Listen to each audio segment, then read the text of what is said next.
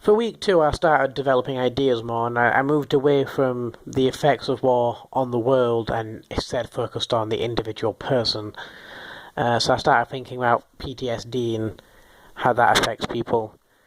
So that changed my idea of somebody getting PTSD and trying to deal with that, and it shifted my entire research process. So I started researching that instead. Um,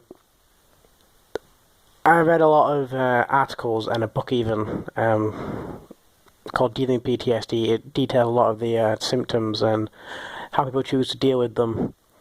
Um, but anyway, my idea started to develop more, and what I initially wanted to do was have a man come back and be overwhelmed by everything, and then eventually living a life of seclusion, trying to avoid everything that stressed him.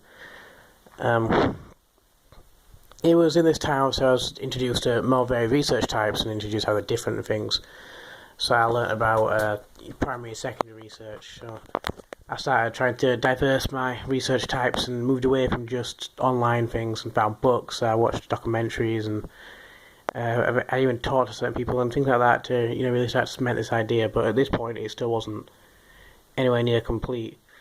I started critically comparing my research tools as well, and how I was choosing to research. And I retroactively started avoiding things like online articles and videos without fact checking them first, because people can change it and edit in things. And I also started deciding I was going to do things like interviews and things. After that, I set about finding somebody with PTSD. It proved difficult, as most of them want to talk to people about it. It's quite a stressful thing. But I did find somebody that had depression, which has a lot of the elements with PTSD, so I asked them about the depression parts, and that helped build an idea as well, though it wasn't quite what I wanted. It worked still.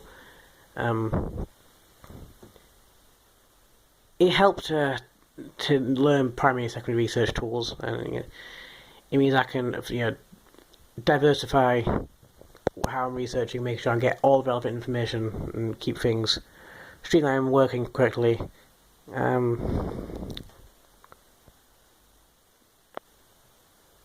Another thing I started to do during this time was, start to develop my idea a bit more.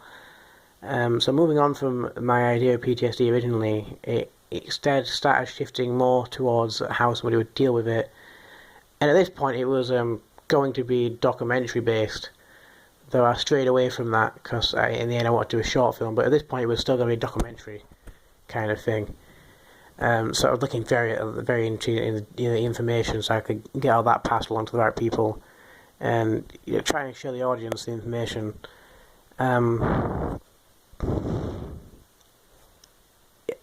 Finding relevant information was actually very easy, as it's a well-known condition throughout history, so there's lots of it.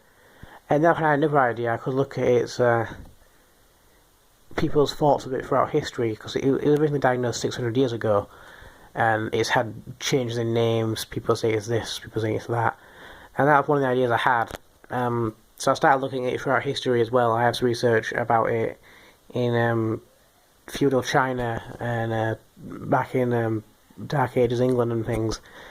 But I actually went against that idea because I decided the information could be hard to get, as some of the documentation would be very old. It might not be relevant anymore, and really it could alienate people trying to watch it and get the information.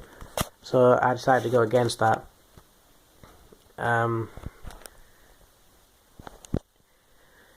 Then I started to, it came to the end of week two and I was struggling with work, so I started working a lot quicker. And I started having ideas on what I could do with it and how I'd get across the feelings I found. So I started thinking about camera angles and things and getting all them down and how I'd work with those. So what kind of lighting and things would I use? And before I could decide that, I'd do more research. I started researching what kind of moods people with PTSD get, and using that I was able to effectively determine what kind of lighting and camera angles I should use and what kind of feeling I was trying to give off. And that was really, really useful to me. But again, week two was mostly just research and beginning to develop the idea properly and really trying to get things done.